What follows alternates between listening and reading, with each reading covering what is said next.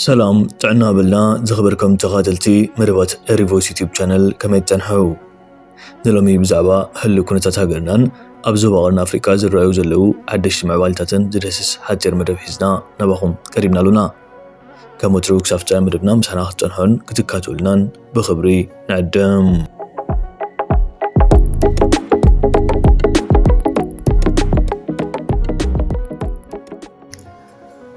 መንግስት ኢትዮጵያ ብዝተፈላለዩ ምኽንያታት ኣብ ልዕሊ ክልል ትግራይ ፍትሓውን ዘይኮኑ ስጉምታት ክወስድ ካብ ዝረአ ነዊሑ ገይሩ እዚ ድሕሪ ኩናት ክልል ትግራይ ክመሓየሽ ዘይከኣለ ዘሎ ዝምድናት ትግራይን ዝተረፈት ኢትዮጵያን ኣብ ዝቐረበ ግዜ ካልእ ግጭት ከይፈጥር ልዑል ስጋታት ይጸኒሑ ኣብ ዝሓለፈ መዓልታት ከም ዝተገልጸ እውን ኣብ ክልል ትግራይ ኣብ መንጎ ሓይልታት ህወሓትን ሰራዊት ፌደራልን ብመጠኑ ንእሽተይ ግጭት ተወሊዑ ምንባሩ ተሓቢሩ እዩ ዝኾነ ኮይኑ ፌደራል መንግስቲ ነቲ ኣብ ሕጻጽን ካልእ ከባቢታት ክልል ትግራይን ሰራየ ከቢድ ጥሜት ወሲኹ ኣብ ልዕሊ ትግራይ ሰፍ ዘይብል ቁጠባውን ማሕበራውን ፀገማት ክፍጠር ኣበርቲዑ ኣብ ምስራሕ ይርከብ ብፍላይ ኣብ ትግራይ ነዳድን ምግብን እኹል ተተረኺቡ ውግእ ንምኽፋት ድሕራ የብሉን እዮም ኣብ ትሕቲ መሬት ዝሓብዋ ጾራት ምስቲ ብስምዕ ሰላም ፕሪቶርያ ዝተረከበ መሳርሒታት ኩናት ደሚርካ ማእከላይ መንግስቲ ንምግልባጥ ክንቀሳቐሱ ይኽእሉ እዮም ዝብል ልዑል ስጋት ኣብ ፌደራል መንግስቲ ሰፊኑ ይርከብ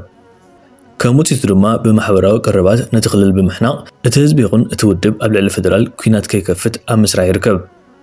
نزي ابزح الف معلتاس تولع قجت تغتيلو دوما نبتخلل زقبر برارات كابلو معلت جميرو دو كم زبلو منجتات كابتا غري قلتلو إذا مكونات بررا حاليا تسأنها سقات نبكال درجة كبل زغل كوينو هو حاتيخون كارت حالتات نتانا مودة سقومتي كوستوا دفع مغنيات كخون كم زغل تنتنتي قلتلو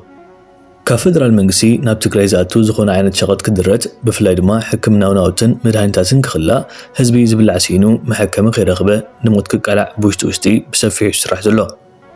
እዚ ድማ መቐጠልታ ናይቲ ወደብ ዓሰብ ንምምላስ ዝብል ኣጀንዳ ኮይኑ ክልል ትግራይ ዳኺምካ ናብ ኤርትራ ምዝማት ዝብል ወፍሪ ኣፍ ደገ ዝኽፍት ከም ዝኾነ ምሁራት ይትንትኑ መንግስቲ ኢትዮጵያ ኣብ ልዕሊ ኤርትራ ወራር ንምኽፋት ኩሉ ይከኣል እዩ ዝብሉ ኣማራጭታት ፈቲኑ እኳ እንተኾነ ብወገን ኤርትራ ዘሎ ወታደራዊ ምድላዋት ብወገን ትግራይ ዘሎ ኤርትራ ኣሕሊፍካ ናይ ዘይምሃብ ቅርርብነት ብወገን ዓፋር ዘሎ ኣብ ክልተ ዝተመቕለ ጥሩፍነት ኣብ ክልል ኣምሓራ ዘሎ ውሽጣዊ ግጭት ዓንቃፍ ረቑሒታት ኮይኖሞ ከም ዘለዉ ይዝሕበር ብተወሳኺ ግብፂ ሱዳን ሱዑድ ዓረብ ከምኡውን ሶማልያ ኢትዮጵያ ቀዳሚት ጥኢት ክትኩስ ዝፅበያ ዘለዋ ሃገራት ኮይነን ኩለን በብወገነን ኣብ ጎኒ ኤርትራ ተሰሊፈን ንዕርበት መንግስቲ ብልጽግና ክሰርሓ ከም ዝኾነ ይዝሕበር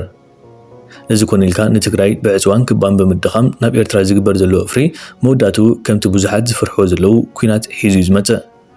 እዚ ብታሪክ ይብፅሐኒ ዝበሃል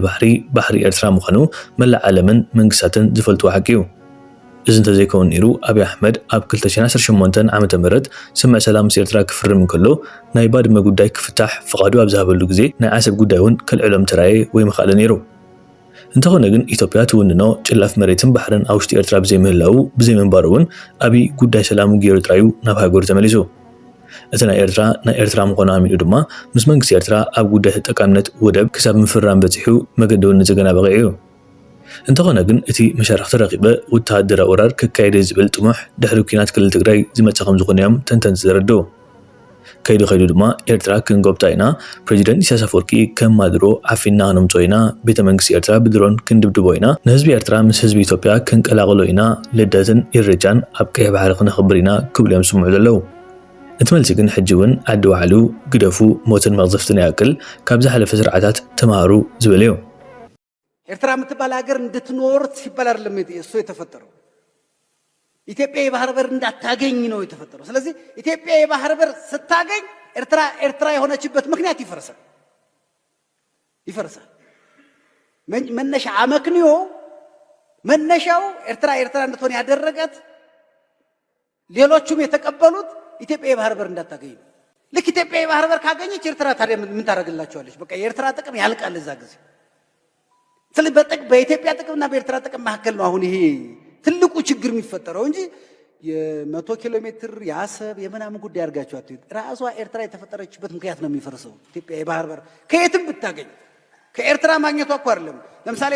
ሶማሊያዎች ወይም ሶማሌላንድ ወይም ጁባላንድ ለኢትዮጵያ ወደብ ቢሰጡ ኤርትራ የሆነችበት ምክንያት ይፈርሳል ስለዚህ ምንም ቢሆን ሶማሊያ ለኢትዮጵያ ወደብ እንዳትሰጥ የምትፈልገው ኤርትራ ናት ለምን ኤርትራ የተመሰረተችበት ምክንያት ኢትዮጵያ ባህር በር እንዳታገኝ ኢትዮጵያ በየትም በኩል በሱዳንም በኩል ብታገኝ ኤርትራ ምክንያት ይፈርሳል ቻይና አሁን እኛና ቻይና ሩቅ ነን አይደል ቻይና አሁን ለኢትዮጵያ ወደብ ብትሰጣት ኤርትራ የሆነችበት ምክንያት ይፈርሳል።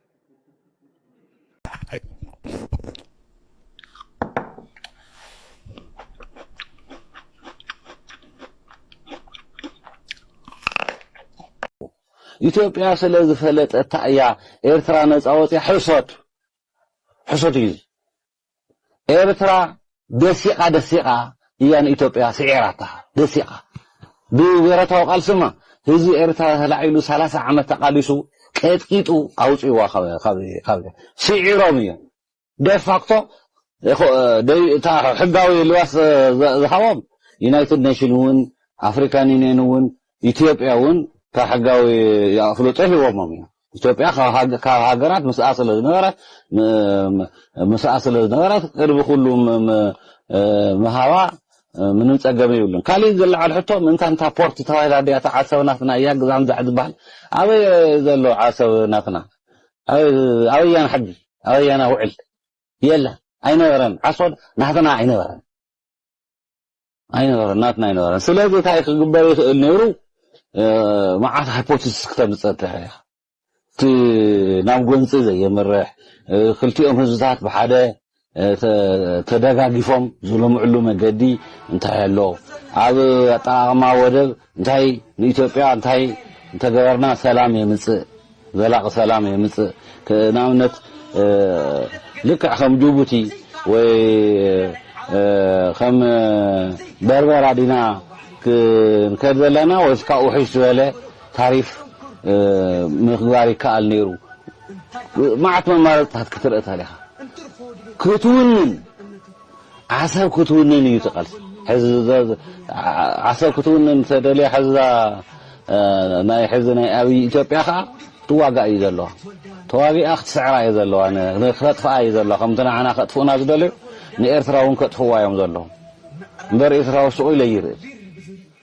ቅድሚ ሕዚ እውን ከምዚ ስዕሮም ኣብእዎም እዩ ካልኣይ ክድገሙ ተደልዮም ክደግሞም እዩ ሳልሳይ ራብዓይ እውን ክደግሞም እዩ ከምኡ ጌርካ ህዝቢ ኣይመራሕን ስለዚ ውዱእ ነገር እዩ ነይሩ ኣነ እኮ ተወካል ናይ ትግራይ እየ ነይረ ኣብ እዋን ስግግር ኣነ ነቲ 10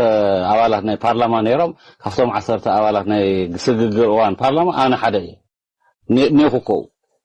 ስለዚ እንታይ ክብለካ ደልየ ብዛዕባ እዚ ጉዳይ ዝተላዒሉ ነይሩ ዶ ሽዑ ማለት ቀጻሊ እንታይ ላዒልዎ ዘላዕሎ ተወደአ እኮ ነገር ኮይኑ ንኣብነት ዶክተር ሕዚ ኢትዮጵያ ንዘመናት መረባሕር ዓሰብ እያ ትጥቀም ፀኒሓ ዓሰብን ማፅዕን ምክንያቱ ኢትዮጵያን ኤርትራን ሓደ ኣካል ስለ ዝነበራ ከምቲ ዝገለፅዎ ናይ ፌደሬሽን ድዩ ኣብ ግዜ ሃፀይ ሃይለስላሴ ቀፂሉ እውን ኣብ ግዜ ደርጊ ድማ ፌደሬሽን ፈሪሱ ብሓደ ክምራሓ ተገይሩ ኢትዮጵያ እቲ ናይ በሪ ባሕሪ ኣማራፂኣ ከመይ ክትገብር እያ ተባሂሉ ተሓሲቡ ተዓሰርተ ኣባላት ኮይንኩም ክዝትዩ ኩልኩም ኣይዘተናን ኣነ ግን ኣብቲ ፖለቲካስ ኣለኹ ኣብቲ ናይ ህወሓት ተወኪለስ ትግራይ ወኪለ ማለት እዩ ሽዑ ህወሓት እያ ተወኪላ ንትግራይ ንብኣዴን ወኪሎም ንበዓል ዳዊት ዮሃንስ ነይሮም ንኦህዴድ ወኪሎም በዓል ዶክተር ገዳንጋሶ ነይሮም ኣነ ኡ ነይረ እየ ዝለካ ዘሎ ሕዚ ግን ንሕና ይኮንና ወሲድና ስግግር መንግስቲ ኣይኮነን ወሲድዎ ናይ ኤርትራ ነፅነት ናይ ኤርትራ ነፃነት ተወሰነ ኢለካ ተወሰነ ብኩናት እዩ ወይ እዚ ክነንብበ እንደልን ወይ ብድሓር እቲ ስቁኢሉ ሴሪሞኒያል እዩ ነይሩ ኤርትራ ተቃሊሳ እያ ነፃ ወፅያ ደም ከፊላ እያ ወፅያ ንናደው እዚ ዶ እንታይ ኣገራቶም ነቕፋ ትነቕፋ ዝብል ቅርሺ ንምንታይ ድዩ ወፅዮ ስለካ ነጥበ መቀይሮ ናደው እዝ ኣብ ናቕፋ ነጥበ መቀይሮ ጌራ ደምሲሳቶ ንሱ ምስተደምሰሰ ኢና ንሕና እውን ናይቲ ናደው ድምሰሳ ኤርትራ ንዓናት ረብሓ ነይርዎ ተደኺሙልና ኣሎ ጻላኢ ማለት እዩ ኣብ 604 ከዓ ወሲኽናሉ ኮምፕሊትሊ ዓነው ነው ይሉ 605 ኣብ ቆቦ ወሰልስናሉ 603 ዝበሃል ኣብ ደብረታወር ወሲኽናሉ ኣመራኛ ነኒ ሰረቀ ዝበሃል ኮሎኔል ናይ 3ኛ ኣብያተ ሰራዊት ደምሲስናስ ማሪኽናዮ ከምኡ ጌርና ኢና ስዕና እዚ ሶይል ብትካዎ ተሆ ነፃነት ናይ ኤርትራ የለን የዝለካ ኣለኹ እቲ ሓቂ ምሱ ገዲፍካ ተኻቲዕኩምሎ ተዛቲኹምሎ ዝበሃል ነገር የለን በቃ ወይ ክትቅፅል ኣለዋ ተኾይናት ታ ነይራን ታመመረፅማ ዓሰብ ተዘይኩና ወይ ባፅዕን ዓሰብን ብነፃ ክንጥቀመሉ እንተዘይፈቂድ ክልና ኤርትራ ነፃነት ኣይንፈልጥን እምበኣር ከስክታ ኮይናት ይጅመር ኣለኹ ይቐፅል ኣለኹ ተጀመርክዎ ክሳብ ንስኹም ተኣምኑ ክቕፅለልየ ናብ ውግእና ክንኣቱ ነርና ማለት እዩ ስለዚ ኣብ መንጎ ሰላምን